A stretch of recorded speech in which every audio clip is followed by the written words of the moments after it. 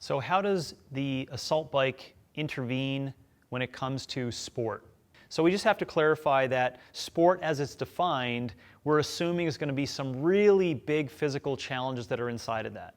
It doesn't mean that there are not sports that don't have massive physical challenges, but just for this conversation, sport has to be defined as such. Basically, it's games and folly and a diversion tactic that's far higher intensity than just leisure pursuits. And you have to talk about general versus specific with regards to the assault bike training. What that means is that there's general kinds of training that people will go through that will make them really good at their sport. Some terms we've used for that is general physical preparation, fitness, etc. Okay? But then there's also some specific capabilities that people have that they need to be technically, strategically, really good at their sport. To make it in really simple terms, this is a tool of fitness with an assault bike that you can use to help both areas. But if you really look hard at it, there's hardly any sports out there that require this specifically. One that you do need to have not only specific training on it, but general training is mixed modal as a sport. That's the only sport. All these intentional differences lead us into then saying, if we put it into 5 different buckets of sport, how could we involve the assault bike simply in terms of context, not program design, but how could you involve it inside that sport setting?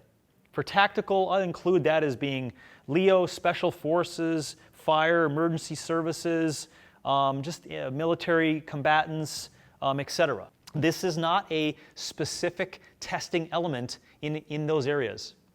You may know a specific area or a specific group that has this as a 3-minute or 10-minute test in their group. That's fine. But as a whole, this is not a specific element. But with what's required inside of this, as a general consensus, it's controlling chaos and making people as resilient as possible for as long as possible. That's the overarching thing in all of this, is very inhuman, the practices that need to take place inside of this to be elite at this. So do you see that it's not a specific requirement, but general fitness and general preparation is a big component of what happens here, right? So you can see that all different areas of gain, pain, sustain may go into this general fitness preparation to get people as resilient as possible, okay? Taking mixed modal, I've already answered that, and you kind of have a context of it. You can blend pain and sustain inside of it. If you're doing mixed modal, and I have it here as a sport under this classification, you need to get really good technically on the assault bike, specifically for the sport, and you need to get really good at it in all those areas of gain, pain, and sustain.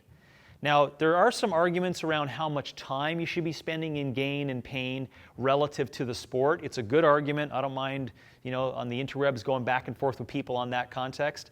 But for this, it's really a moot argument. Just know that you probably need to be good in all those 3 areas to express yourself most effectively at the sport. Maybe not elite, okay? If there was one area inside of mixed modal you want to get really, really good at in how this is expressed in the sport, it's generally sustain. Mixed modal, sustain, aerobic, nonstop capabilities mixed with other pieces. That's how you need to get really good on this guy. Pain could be used as a preempt prior to competition with the assault bike as a fantastic metabolic component. Remember, it has to be dosed effectively. That can have some great half-life of 2 to 3 weeks after you're done the training of OPEX mixed modal pain, go into competition, and you may have that metabolic advantage that you may not have had if you didn't practice that, okay? For force development, we can put like American football, lifting, just think about really strong, brute, either repetitive actions of that or something that's really powerful. You're going to find a real hard spot for this to fit in. One area that this may benefit inside of that is to help in recovery from all of these really hard contractions, right? Because just doing this specifically for gain, just doing this specifically for pain, it may actually contribute to a down regulation of proprioception or an increase in power. It may, right? So I don't want to say the opposite, meaning that, yeah, just do gain, do pain, do sustain, you'll just become better at force, because you won't. But where you can improve it, as you heard, is maybe practice the slowest method of OPEX sustain practices and OPEX mixed modal sustain practices possibly, and then that may increase your ability to recover between the really hard, forceful contractions that are needed within the sport, okay? And if there's any area here in which we become overzealous there, which is unsafe, is becoming overzealous as a strength and conditioning practitioner with all these tools you have of cool stuff like gain, pain, sustain, and slapping it on top of force, which is actually a specific technical skill that people need to do, right? Because what does over fitness do? It makes them tired, which can result in injury. And the margins are very small here in this kind of a sport. For endurance, gain will not actually make them more enduring. Pain will actually make them slower over a period of time because it teaches people how to use the substrates incorrectly. But what this can offer in terms of OPEX sustain on the assault bike is to keep them off of their technical skill of their sport and provide a systemic upgrade to their overall aerobic system. And then lastly, one, again, it's a large classification kind of like this. You can classify, honestly, 20 plus sports inside of this.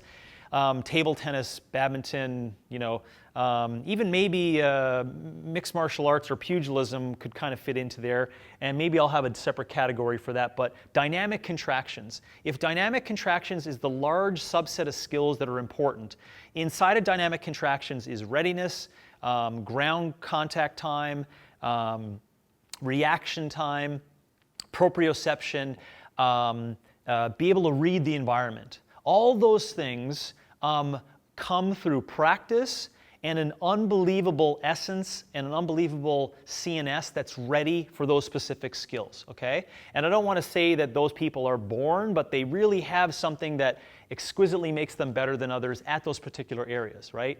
One thing that would make all those things, which are very important skills, poor is way too much strength and conditioning.